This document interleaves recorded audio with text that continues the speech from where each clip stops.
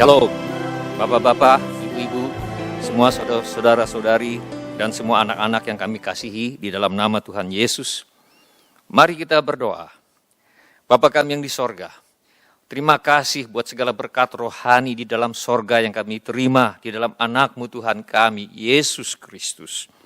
Terima kasih Bapa, Engkau sudah menebus kami, mengampuni segala dosa kami, semata-mata karena pengorbanan Tuhan Yesus di kayu salib. Terima kasih Bapa, kami menjadi kudus dan tak bercacat di hadapan-Mu, semata-mata karena kematian Tuhan Yesus di kayu salib.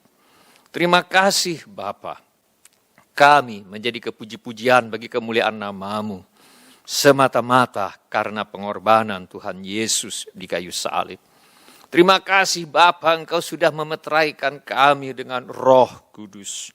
Roh Kudus yang adalah jaminan bagi kami, bahwa kami akan menerima seluruhnya, yaitu penebusan yang menjadikan kami milik Allah untuk memuji kemuliaan-Nya.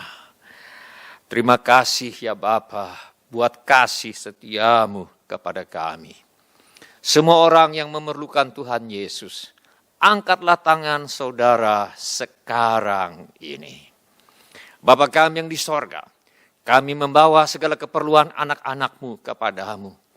Tuhan yang mengerti bahasa tangan yang terangkat ini. Kami mohon agar Tuhan mengadakan mujizat-mujizat, menjawab segala keperluan yang diwakili oleh tangan-tangan yang terangkat ini. Kami berdiri di atas janji firman-Mu, bahwa kalau di muka bumi ada dua orang sepakat meminta sesuatu, permintaan mereka itu akan dikabulkan oleh Bapa kami yang di sorga. Karena itu ya Bapa, kami satukan hati kami bersepakat, kami mohon agar Tuhan mengadakan mujizat untuk setiap keperluan yang diwakili oleh tangan-tangan yang terangkat ini. Kami minta ini Bapa di dalam nama Tuhan Yesus. Kami juga memohon perlindungan Tuhan untuk bangsa dan negara kami dari wabah virus corona dan penyakit COVID-19. Kami mohon agar Tuhan menghentikan dan melenyapkan wabah penyakit COVID-19 dari bumi Nusantara, bahkan dari seluruh dunia.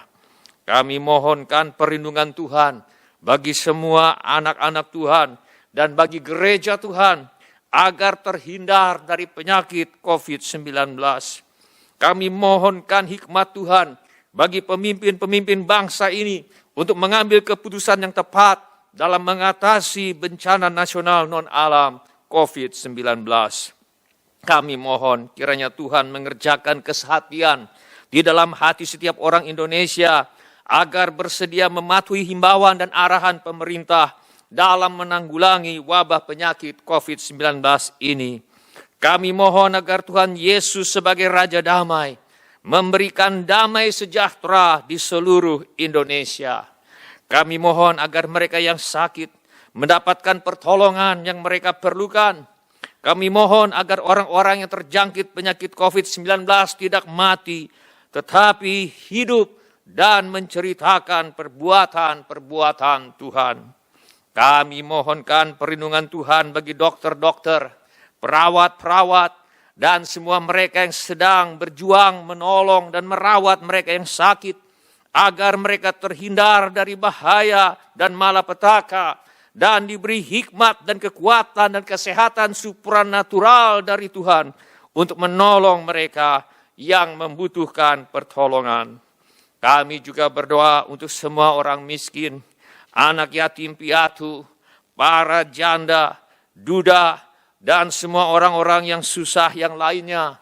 Kami berdoa juga bagi hamba-hamba Tuhan. Kiranya Tuhan menolong mereka, dan kiranya Tuhan memakai kami untuk menjadi saluran berkat Tuhan. Bapa kami yang di sorga, kami berterima kasih buat firman-Mu. Firman-Mu adalah kebenaran. Kami mohon Roh Kudus sendiri menolong kami untuk mengerti kebenaran firman Allah.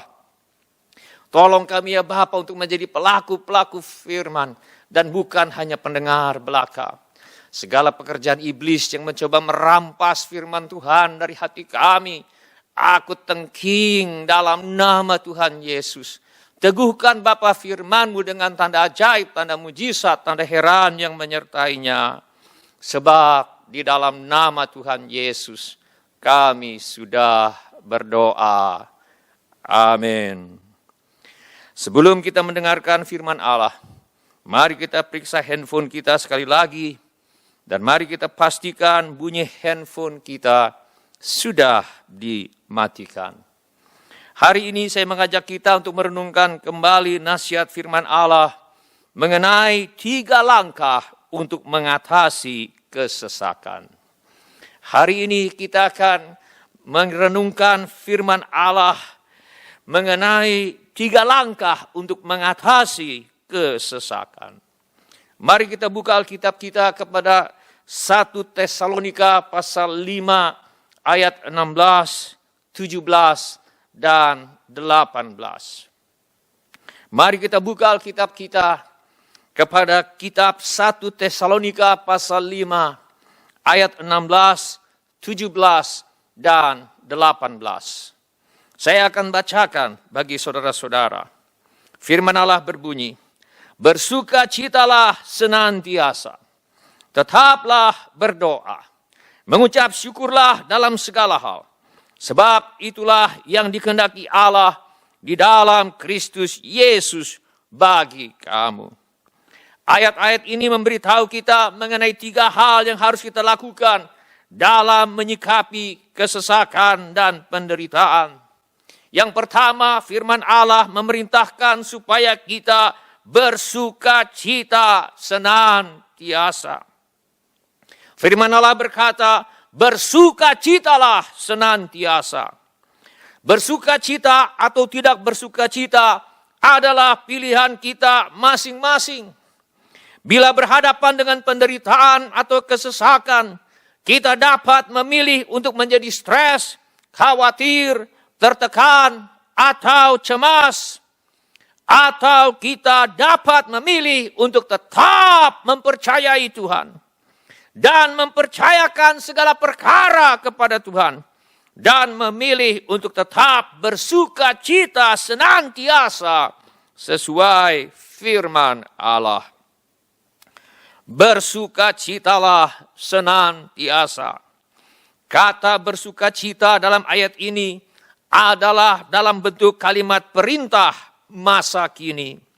Artinya, firman Allah memerintahkan kita untuk senantiasa bersukacita apapun yang terjadi. Bersukacitalah senantiasa, baik dalam suka maupun duka. Bersukacitalah senantiasa, baik dalam keadaan sehat maupun ketika sedang sakit. Bersukacitalah senantiasa, baik dalam keadaan makmur maupun dalam keadaan pergumulan. Bersukacitalah senantiasa, baik ketika naik kelas maupun ketika tinggal kelas.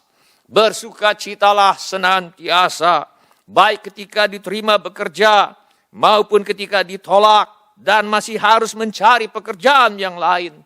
Bersukacitalah senantiasa, baik ketika segala sesuatu berjalan dengan lancar atau ketika sedang banyak pergumulan. Bersukacitalah senantiasa, baik dalam keadaan aman maupun dalam keadaan bahaya dan sebagainya. Perintah firman Allah tetap bersukacitalah senantiasa. Ini adalah pesan firman Allah kepada gereja yang sedang mengalami kesesakan di Tesalonika pada zaman dahulu.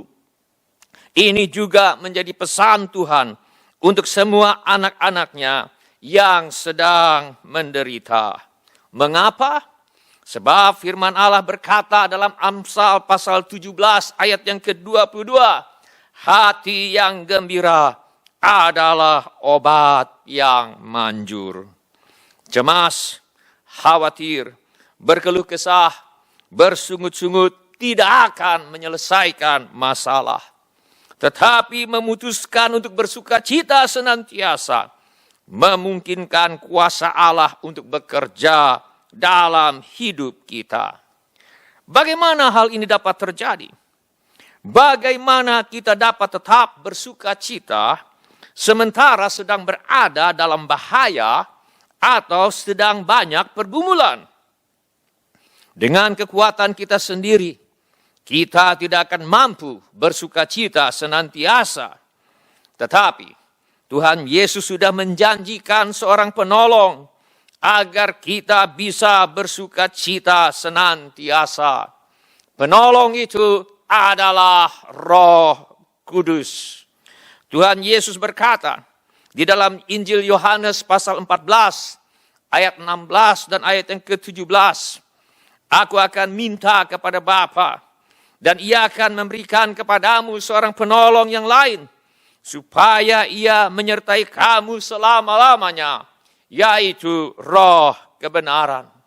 Roh kebenaran atau Roh Kudus diberikan oleh Tuhan Yesus kepada setiap orang yang percaya kepadanya. Roh Kudus ini akan menolong kita agar kita ingin dan mampu untuk bersuka cita senantiasa. Sebab watak dasar Roh Kudus adalah sukacita. Firman Allah berkata di dalam Galatia pasal 5 ayat yang ke-22, tetapi buah roh ialah kasih, sukacita. Roh Kudus adalah pribadi yang penuh dengan sukacita. Setiap kali kita bersedih, setiap kali kita cemas, setiap kali kita khawatir, kita dapat meminta pertolongan Roh Kudus untuk menolong kita untuk bersukacita senantiasa. Setiap kali kita sedih, cemas, atau khawatir, mari kita mohon, Roh Kudus, tolonglah saya untuk bersukacita senantiasa. Sesudah itu, mari kita mulai menyanyi memuji Tuhan. Sebab di dalam kitab Efesus pasal 5, ayat 18 dan ayat yang ke-19, firman Allah berkata, dan janganlah kamu mabuk oleh anggur, karena anggur menimbulkan hawa nafsu, tetapi hendaklah kamu penuh dengan roh, dan berkata-katalah seorang kepada yang lain, dalam mazmur, kidung puji-pujian, dan nyanyian rohani, bernyanyi dan bersoraklah bagi Tuhan dengan segenap hati. Dan sementara kita menyanyi, memuji Tuhan, tiba-tiba kita akan mengalami sukacita yang datang dari sorga. Sukacita yang berasal dari tahta Allah. Sukacita yang dikerjakan oleh Roh Kudus. Di dalam firman Allah kita membaca dalam 1 Tesalonika pasal 1 ayat yang ke-6. Dan kamu telah menjadi penurut kami dan penurut Tuhan. Dalam penindasan yang berat, kamu telah menerima firman itu dengan sukacita yang dikerjakan oleh Roh Kudus. Kita memutuskan untuk bersukacita senantiasa. Sebab ada sukacita yang dikerjakan oleh Roh Kudus. Sementara kita berdoa memohon pertolongan Roh Kudus. Lalu kita menyanyi, memuji Tuhan dengan segenap hati. Langkah yang kedua untuk mengatasi kesesakan adalah dengan menaati perintah Tuhan untuk tetap berdoa. Kepada gereja di Tesalonika yang sedang menderita pada zaman dahulu, firman Allah berkata, tetaplah berdoa. Ini juga menjadi pesan Tuhan bagi kita yang saat ini sedang menderita dan ada pergumulan di dalam hidup. Tetaplah berdoa. Mengapa kita perlu tetap berdoa? Sebab doa pasti akan membuahkan hasil. Tidak ada gunanya kita berdoa bila tidak ada hasilnya. Tetapi tetap berdoa pasti akan membuahkan hasil. Sebab Allah sudah berjanji bahwa setiap kali kita berdoa, Dia pasti akan menjawab. Di dalam Alkitab kita membaca dalam kitab Nabi Yeremia pasal 33 ayat yang ketiga. Allah berfirman, "Berserulah kepadaku, maka aku akan menjawab engkau dan akan memberitahukan kepadamu hal-hal yang besar dan yang tidak terpahami, yakni hal-hal yang tidak kau ketahui." Tuhan Yesus sendiri berjanji di dalam Matius pasal 7 ayat yang ke-7. "Mintalah, maka akan diberikan kepadamu. Carilah, maka kamu akan mendapat. Ketoklah, maka pintu akan dibukakan bagimu." Semua kata kerja dalam ayat ini, yaitu minta, cari, dan ketok, semuanya adalah dalam bentuk masa kini. Artinya, minta dan terus minta, maka akan diberikan kepadamu. Cari dan terus cari, maka kamu akan mendapat. Ketok dan terus ketok, maka pintu akan dibukakan bagimu. Selanjutnya dalam Matius pasal 7 ayat yang ke-8, Tuhan Yesus berfirman, "Karena setiap orang yang meminta menerima, dan setiap orang yang mencari mendapat, dan setiap orang yang mengetok, baginya pintu dibukakan." Tidak ada keraguan-raguan dalam kata-kata Tuhan Yesus. Semuanya serba pasti. Tuhan pasti akan menjawab doa setiap orang yang berdoa dengan tekun dan pantang menyerah. Tuhan pasti akan menjawab doa setiap orang yang tetap berdoa sampai mereka menerima jawaban dari Tuhan. Di dalam Alkitab kita membaca mengenai Raja Hizkia yang sakit dan hampir meninggal. Kita baca di dalam kitab Nabi Yesaya pasal 38 ayat 1 sampai dengan ayat yang ke-5. Kitab Nabi Yesaya pasal 38 ayat 1 sampai dengan ayat yang ke-5 berbunyi demikian. "Pada hari-hari itu Hizkia jatuh sakit dan hampir mati. Lalu datanglah Nabi Yesaya bin Amos dan berkata kepadanya, 'Beginilah firman Tuhan, sampaikanlah pesan terakhir kepada keluargamu, sebab engkau akan mati, tidak akan sembuh lagi.' Lalu Hizkia memalingkan mukanya ke arah dinding, dan ia berdoa kepada Tuhan. Hizkia berkata, 'Ah Tuhan, ingatlah kiranya bahwa aku telah hidup di hadapan-Mu dengan setia dan dengan tulus hati, dan bahwa aku telah melakukan apa yang baik di mata-Mu.' Kemudian menangislah Hizkia dengan sangat. Maka berfirmanlah Tuhan kepada Yesaya, 'Pergilah dan katakanlah kepada Hizkia, beginilah firman Tuhan, Allah Daud, bapa leluhurmu. Telah kudengar doamu dan telah kulihat air matamu. Sesungguhnya aku akan memperpanjang hidupmu 15 tahun lagi.' Apakah ada di antara kita yang saat ini sedang sakit dan belum mau pulang ke rumah Bapa di sorga?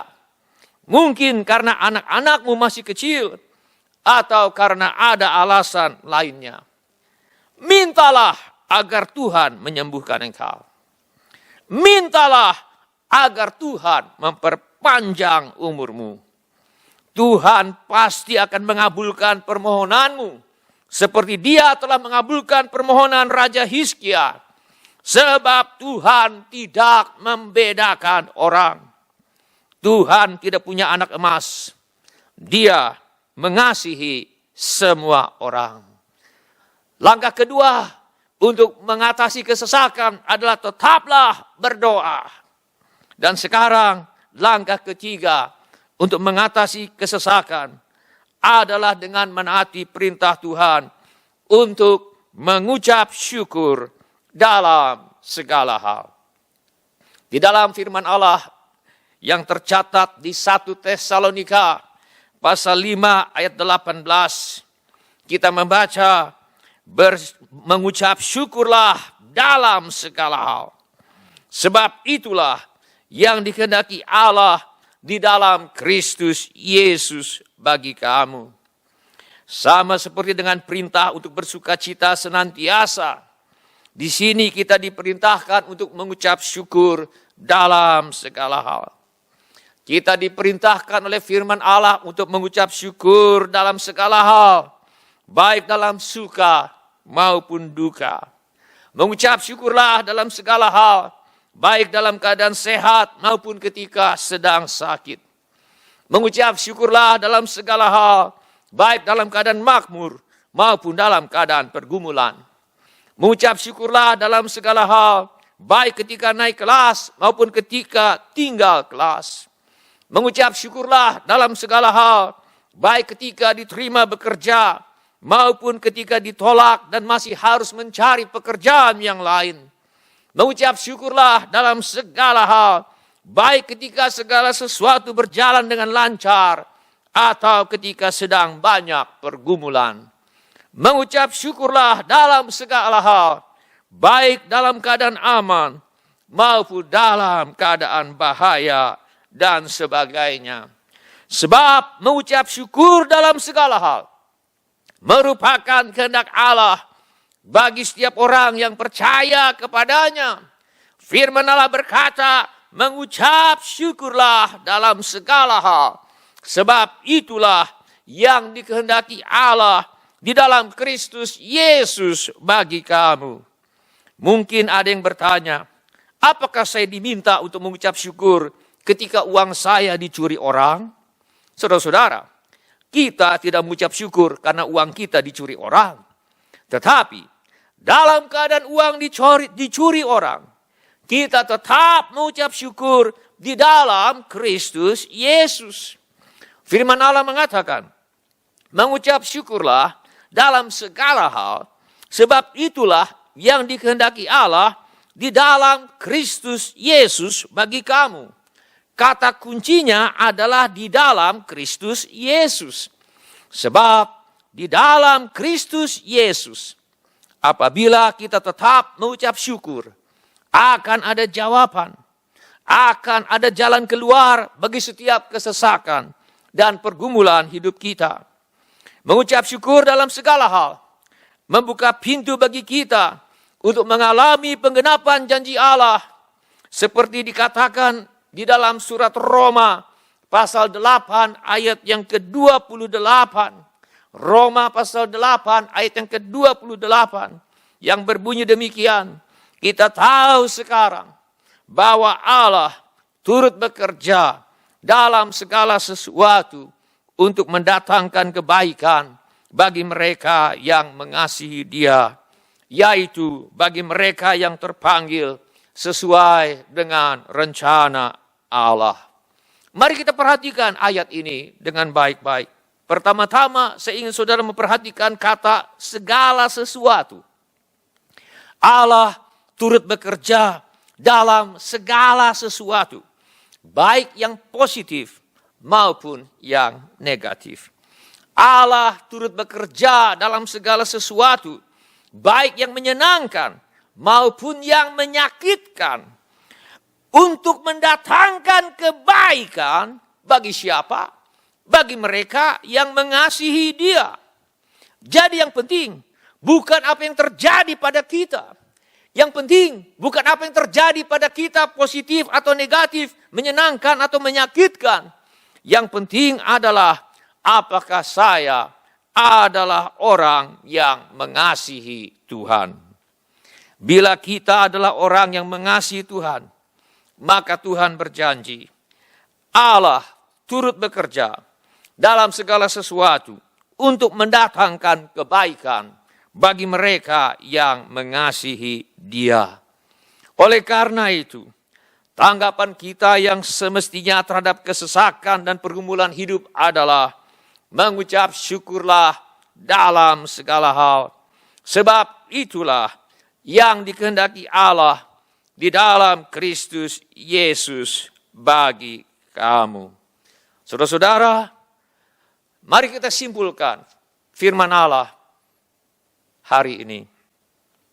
Atau pergumulan menyelesaikan kita, atau kita menyelesaikan pergumulan hidup dengan memutuskan untuk menaati perintah Allah, untuk bersuka cita senantiasa, tetap berdoa, dan mengucap syukur dalam segala hal. Sebab itulah yang dikehendaki Allah di dalam Kristus Yesus bagi kamu. Semoga Tuhan menolong kita. Mari kita tundukkan kepala. Mari kita berdoa. Saya minta semua orang tundukkan kepala. Tutuplah matamu. Saya mau bertanya kepada saudara-saudara sekalian. Apakah ada di antara kita yang sedang dalam kesesakan? Apakah ada di antara kita yang sedang dalam pergumulan? Apakah ada di antara kita yang sedang cemas, khawatir, karena adanya wabah corona yang sedang melanda dunia dan negeri kita sekarang ini? Apakah ada di antara kita yang sedang cemas atau khawatir untuk hal-hal yang lain? Apakah ada di antara kita yang gamang atau galau dalam menyikapi apa yang sedang terjadi akhir-akhir ini? Saudara-saudara, mari kita percayakan hidup kita. Mari kita percayakan masa depan kita. Mari kita percayakan anak-anak kita. Mari kita percayakan orang tua kita. Mari kita percayakan orang-orang yang kita kasihi. Mari kita percayakan pekerjaan kita. Mari kita percayakan usaha kita. Mari kita percayakan mata pencaharian kita. Mari kita percayakan kesehatan kita. Mari kita percayakan keamanan kita. Mari kita percayakan masa depan kita. Mari kita percayakan segala-galanya kepada Tuhan Yesus Kristus. Sebab Tuhan Yesus sudah berjanji. Di dalam Injil Matius pasal 11 ayat yang ke-28. Tuhan Yesus bersabda, "Marilah kepadaku, semua yang letih lesu dan berbeban berat. Aku akan memberi kelegaan kepadamu." Mari kita percayakan hidup kita kepada Tuhan Yesus dengan menaati perintahnya untuk bersukacitalah senantiasa. Mari kita percayakan hidup kita kepada Tuhan Yesus dengan menaati perintahnya untuk tetaplah berdoa. Mari kita percayakan hidup kita kepada Tuhan Yesus dengan menaati perintahnya untuk mengucap syukurlah dalam segala hal. Sebab itulah yang dikehendaki Allah di dalam Kristus Yesus bagi kamu. Mari kita berdoa. Setiap orang, ulangi kata-kata doa ini sesudah saya. Mari kita berdoa. Setiap orang, ulangi kata-kata doa ini sesudah saya. Setiap orang, ulangi kata-kata doa ini sesudah saya. Bapa kami yang di sorga, saya datang kepadamu dalam nama Tuhan Yesus. Saya mengaku, saya orang berdosa. Saya perlu pengampunan-Mu. Saya percaya, Yesus adalah Tuhan yang menjadi manusia. Saya percaya, Yesus mati di kayu salib, menjalani hukuman dosa, menggantikan saya. Saya percaya Tuhan Yesus bangkit dari antara orang mati. Saya menerima Tuhan Yesus sebagai satu-satunya Tuhan, satu-satunya juru selamat bagi hidup saya. Saya mempercayakan hidup saya, baik di dunia ini maupun di dalam kekekalan, kepada Tuhan Yesus Kristus. Saya percaya sekarang juga dosa saya sudah diampuni, dan sekarang saya sudah menjadi anak-anak yang dikasihi oleh Bapa. Dalam nama Tuhan Yesus saya berdoa. Sekarang saya mau berdoa bagi saudara-saudara. Bapa kami yang di sorga, kami mohon pertolongan Roh Kudus, supaya kami dapat menaati perintah Tuhan untuk bersuka cita senantiasa. Kami mohon Roh Kudus menolong kami untuk tetap berdoa. Kami mohon Roh Kudus menolong kami untuk mengucap syukur dalam segala hal. Mari kita semua mengangkat tangan kita untuk menerima berkat Tuhan. Tuhan memberkati engkau dan melindungi engkau. Tuhan menyinari engkau dengan wajah-Nya dan memberi engkau kasih karunia. Tuhan menghadapkan wajah-Nya kepadamu dan memberi engkau damai sejahtera. Saudara-saudara yang dikasihi oleh Tuhan Yesus, kiranya kasih Allah Bapa, karunia Tuhan kita Yesus Kristus, dan persekutuan Roh Kudus kiranya senantiasa menyertai kita dari sekarang sampai Maranatha, Tuhan Yesus datang kembali. Dalam nama Tuhan Yesus kami telah berdoa. Amin.